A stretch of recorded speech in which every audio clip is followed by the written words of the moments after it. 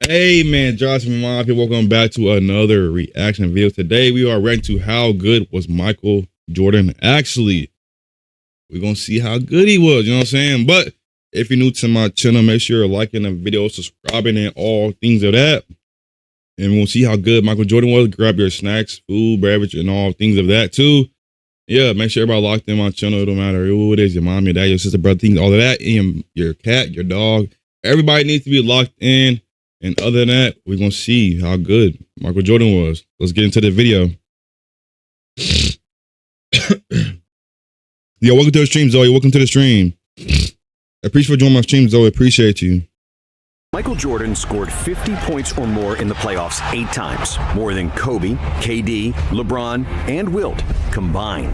Jordan also had the most 40-point playoff games, more than Kareem, AI, Steph, and D-Wade put together. In fact, MJ is the only player in NBA history who had more 40-point career games than games where he scored less than 20 points. Jordan's godlike aura, brutal trash talk, and physical dominance put fear in opponents' hearts. And while they had to get a good night's sleep before facing the Bulls, Jordan could drink and smoke cigars before the game and still drop 40.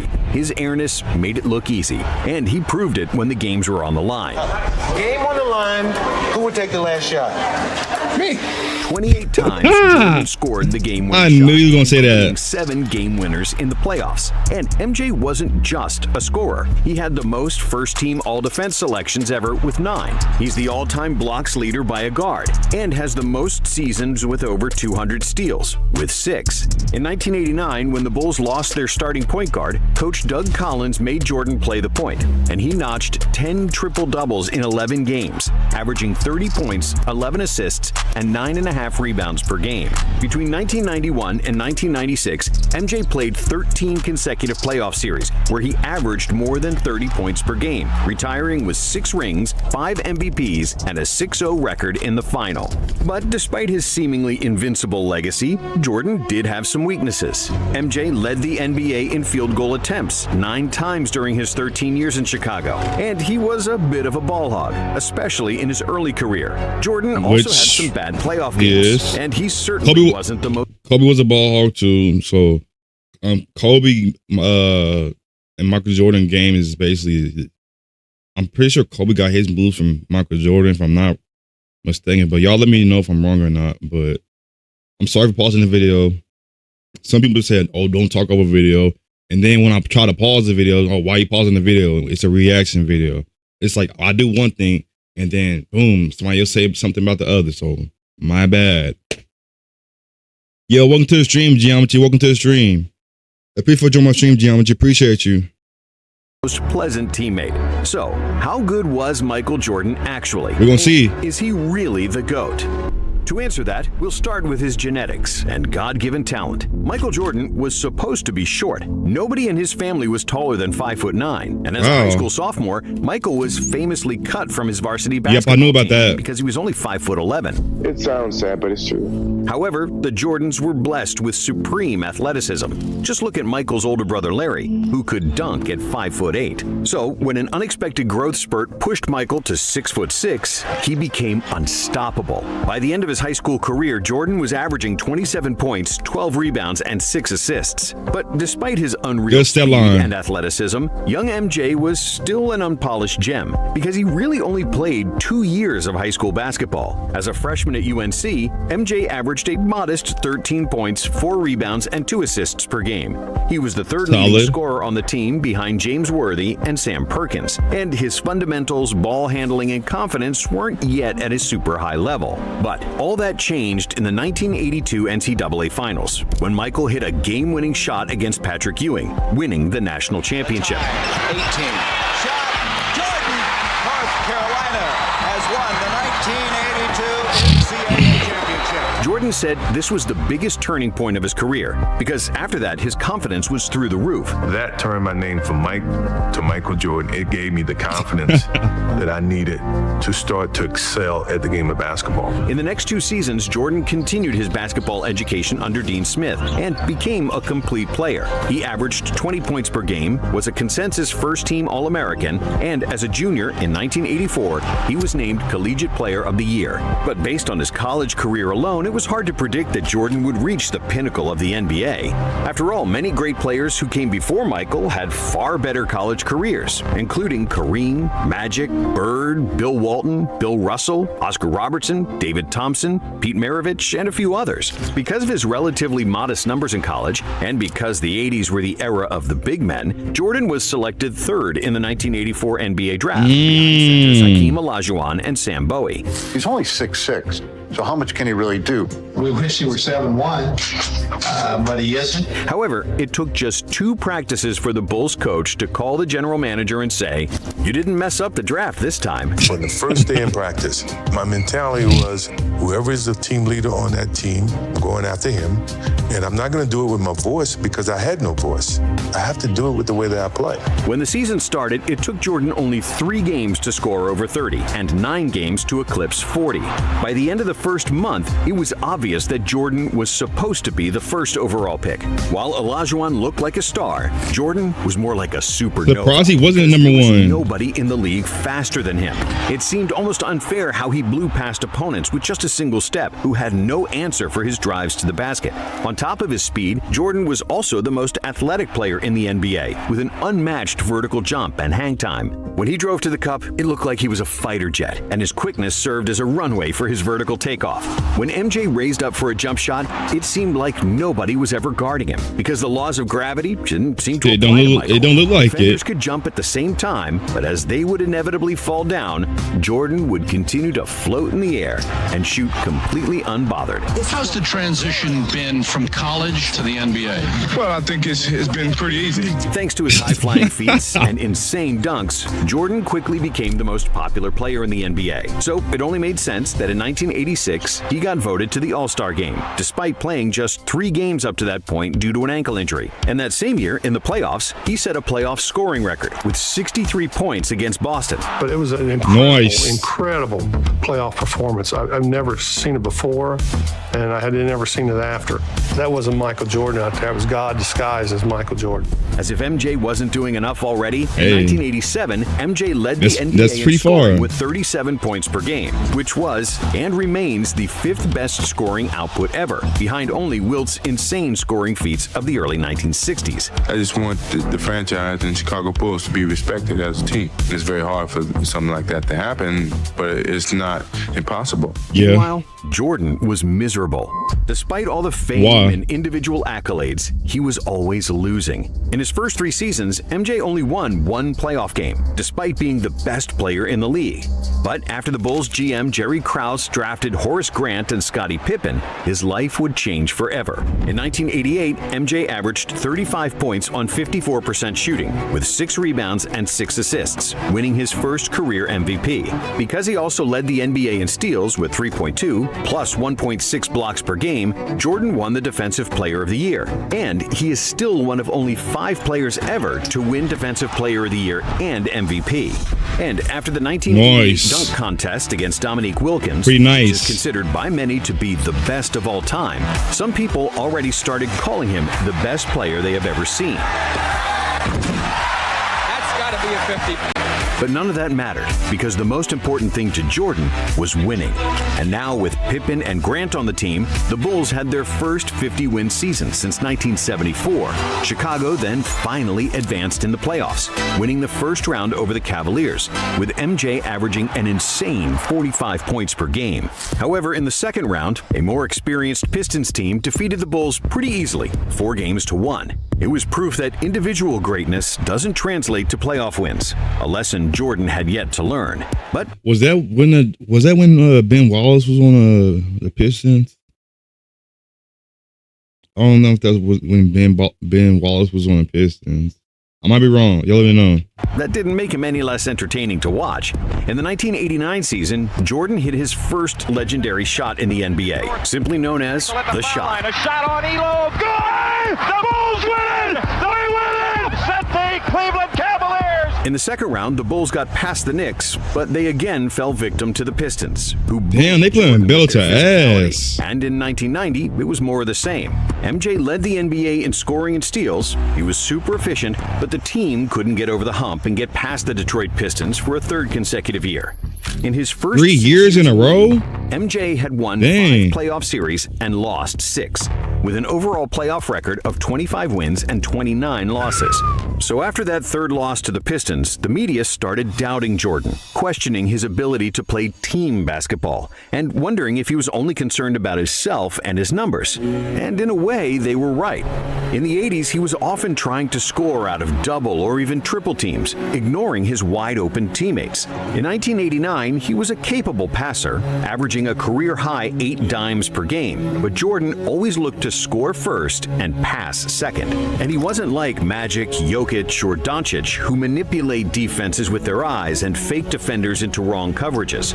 Jordan's passing was more reactive. He got rid of the ball only when he saw that somebody was wide open. And since Jordan was like a black hole that sucked all the defensive attention, when he did opt to pass, it was usually for an easy dunk. But despite MJ's ridiculous scoring numbers, the Bulls' offense was always average during the 80s, and they were actually at their best in 1986, when Mike missed 80% of the season due to an ankle injury. It wasn't until 1990, the arrival of Phil Jackson and the emergence of Scottie Pippen, that the Bulls' offense cracked the top 5 in the NBA. Pippen's passing and pushing the ball in the open court created lots of space for Jordan, who could finally trust someone else to make plays for him consistently. But Pippen's value was maybe even more pronounced on the defensive end. With an enormous wingspan, which is agility, and a motor to a defensive player, players on one possession, in my opinion, was just what Michael was missing. Pip's presence allowed Michael to play free safety on defense, jump into passing lanes for steals, and he didn't need to waste his energy guarding the best opposing player, because Scottie usually did that. And after agonizing defeats against the Pistons, MJ decided to bulk up, which was unprecedented at the time.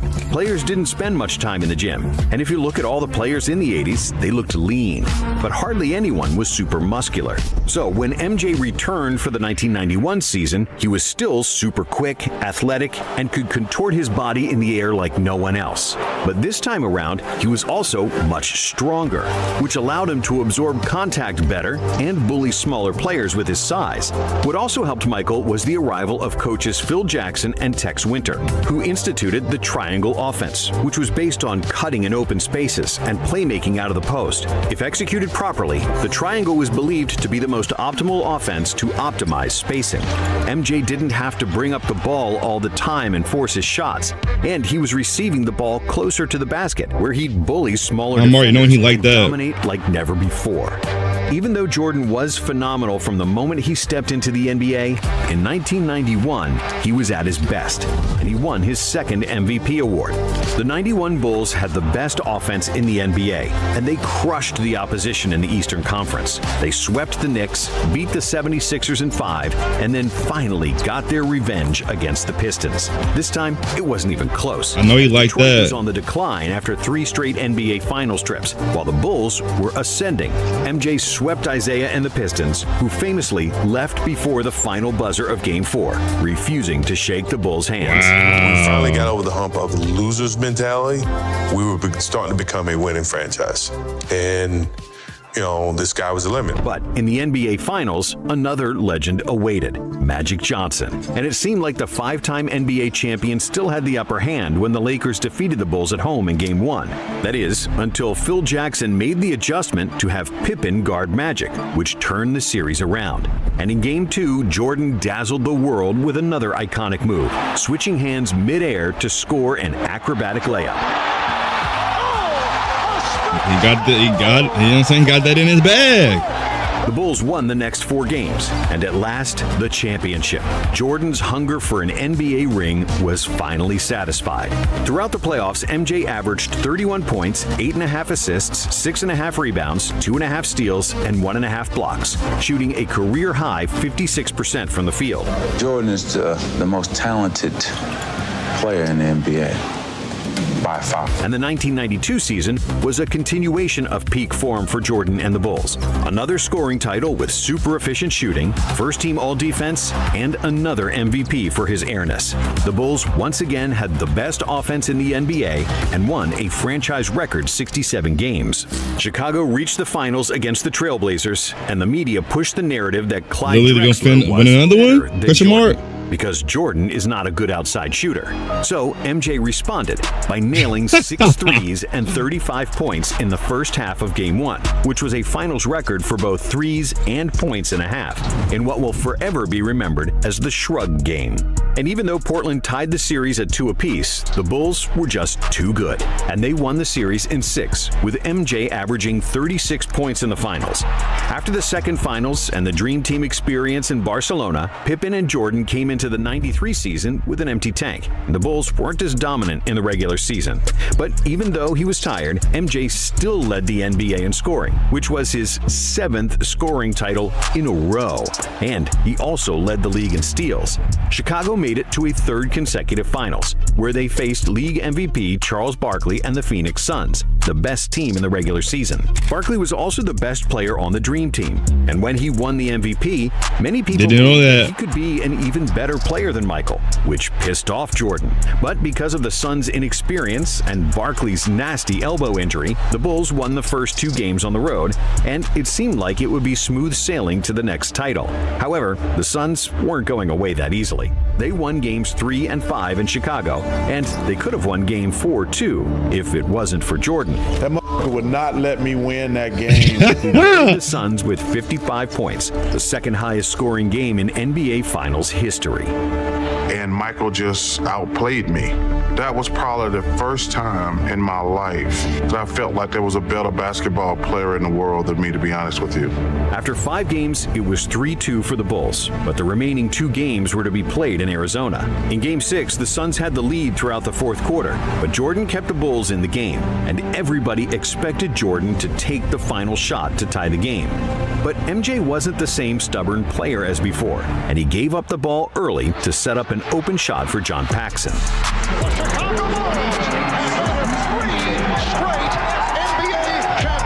That was it. A three-peat, and MJ's legacy was set. Jordan finished the 93 finals with averages of 41, 8, and 6 on 51% shooting and 40% from 3. And this wasn't even his best playoff series statistically. MJ was on the top of his game, and his basketball IQ, winning mentality, and physical dominance all synced in perfect harmony. Jordan showed his otherworldly ability to beat an opponent one-on-one, separate double teams, attack the rim, but also to find open teammates. If we compare the 1993 Jordan to his early NBA years, the growth was evident. When it was needed, he was pressing full court defensively. When nobody could score, he recognized it and carried the Bulls. And when he got doubled, he gave up the ball without trying to be a hero.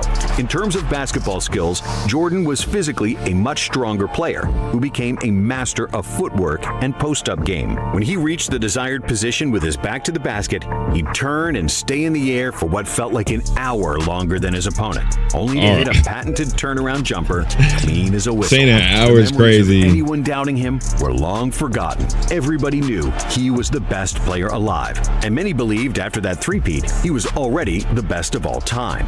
My love for this game is strong. I'm going to be here as long as my love is strong, Jordan told reporters after the finals in a champagne-soaked locker room. However, just 1 month later, his father was killed, and Jordan retired from basketball for a year and a half. The love for basketball was put on hold. I had him for 32 years, and he taught me a lot in 32 years. You know how many kids get that opportunity? Very few. In today's society, get the chance to spend that much time with their parents and get that type of influence. 18 months and a stint in minor league baseball later. That's my cousin Jordan. You never even met Michael Jordan, Shaquille.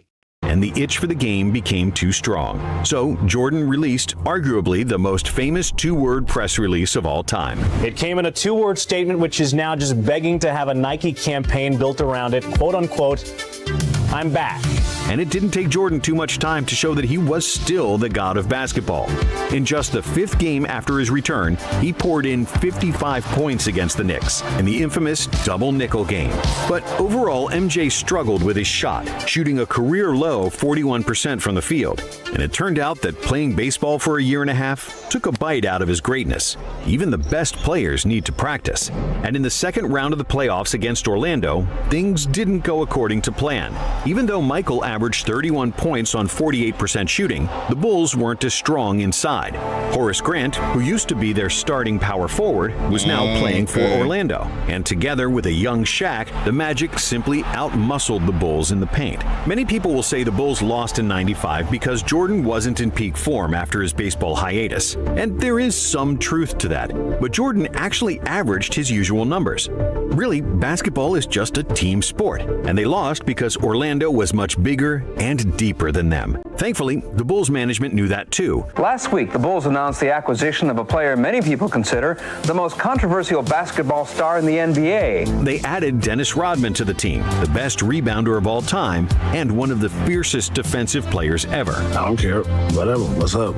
A year before, they also added Steve Kerr, the most accurate three-point shooter ever. And together with a defensive dog, Ron Harper, and Tony Kukoc, crazy lineup, the most versatile power forward in the NBA, MJ had the best supporting cast in the league. In the 1996 season, the Bulls were so good that they became only the second team in NBA history to lead the NBA in offensive and defensive rating. And their plus 13.4 net rating is still the best ever. Their 72-10 record was the best of all time, and of course, Jordan won an MVP, averaging 36-4. As for the playoffs, there was no stopping the Bulls. Only the Sonics in the finals showed any kind of resistance, and Gary Payton was the first defender to have slowed down Michael, but he couldn't beat him, and Chicago won their 4th title, with Michael crying his guts out in the locker room because it was the first championship he won without his father. I know he's watching. This is for Daddy. I'm very happy for him. He's a voice of reason that always drove and challenged me. That's the type of father I am. Like a friend? Yeah, like a friend. And when the 1997 season started, the Bulls continued to rule the NBA. With 4 Hall of Famers, the most accurate three-point shooter of all time, and other excellent role players, no team could match up with Chicago. Running the triangle like a well-oiled machine, the Bulls dominated the regular season with 69 wins, and getting to the finals seemed like a walk in the park. A lot of wins. They lost 2 games in 3 playoff series. But in the finals, it wasn't that easy, because they played the formidable duo of Stockton and Malone and the Utah Jazz. This series would be remembered by the infamous flu game, where Jordan suffered from food poisoning and had a fever before the pivotal Game 5 when the series was tied. But Jordan played through the illness and managed to squeeze every atom of strength to score 38 points, and the Bulls won 90-88. In Game 6, Jordan trusted Steve Kerr with the final shot. Well, I've seen people like talk about the flu game and all that, so yeah, y'all know what I meant. And Kerr hit a jumper for the win in the final seconds.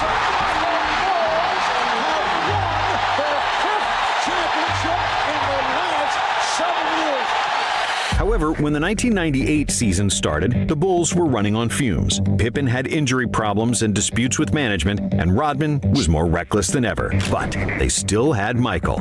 Even though he wasn't as athletic as before and his efficiency decreased, Jordan was still capable of winning games by himself.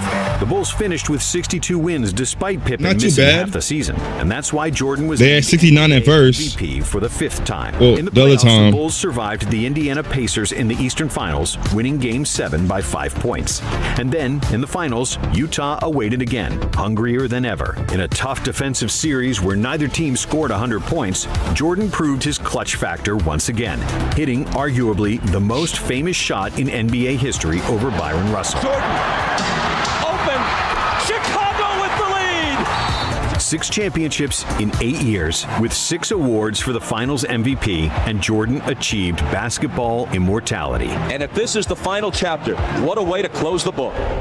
After 1998, Jordan retired for the second time, which was the end of his prime, and we can sum up his career with the Bulls in 3 parts. The first part being between 1984 and 1990, when he was easily the most athletic player in the NBA, a scoring machine beating players with speed and leaving defenders stuck in the mud. But basketball is a team sport, and Jordan didn't have enough quality teammates around him, and those who he did have, he didn't trust. The second part was the first three-peat, when he slowed down a bit and wasn't going 100 miles per hour on every possession. MJ was then physically stronger, he became a master of all facets of the game, improved his shot, and started trusting his teammates.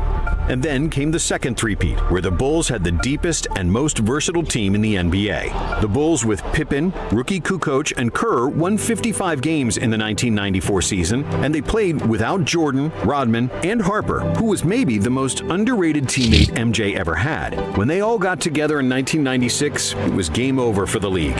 But having good teammates is essential to winning in the NBA, especially when you're past your physical prime. Jordan lost a chunk of his quickness during the second three-peat, but that's like when a Ferrari loses 100 horsepower.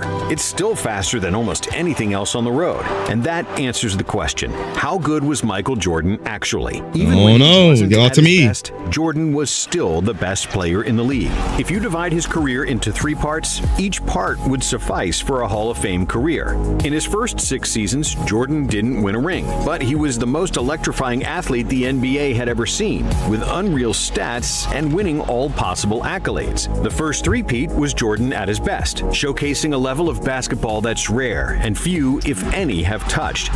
And with his second three-peat, the Bulls won 72, 69, and 62 games in the regular season, and capped it off with 3 championship rings, losing just 13 games in 12 playoff series from 1996 to 1998. The only season of his career where Jordan wasn't the best player in the league was probably just his rookie season. Jordan was the best player in the world for over a decade, something that can be said only of 3 other players, Wilt, Kareem, and LeBron. But while Kareem's individual and team accomplishments are similar to MJ's, Jabbar wasn't the best player on his team for 3 of his 6 championships, and he only has 2 finals MVPs compared to Jordan's 6. Wilt's scoring numbers from the 60s were impossible to reach even for Jordan, but he only won 2 titles and was constantly losing to Bill Russell. And finally, there's LeBron, who might be the most complete basketball player ever, and due to his longevity, he is the statistical GOAT. But LeBron only has 4 titles and has lost 6 times in the finals, including the 2011 dud against the Mavs, where he played a catastrophic series that cost Miami the championship. And that's something that never happened to Jordan. And because of his decade of dominance, a 6-0 record in the finals with 6 finals MVPs, and the biggest impact on NBA popularity worldwide, it's hard to say that Jordan wasn't the greatest player to ever touch a basketball. Speaking of Jordan, we've got another video about him and Pippen you simply can't miss. All right. That is the end of the view of how good was Michael Jordan actually. Hey, y'all let me know. Who's your favorite player down below in the comments and all things of that. But if you have not already, make sure liking the video, subscribing, and all things of that. But my favorite player is LeBron. You know what I'm saying? Jordan, amazing. LeBron, amazing. They're all amazing players because they're in the NBA for a reason. You know what I'm saying? But this is an amazing video. But I keep saying but. It's 1:40 in the morning. Y'all give me some slack.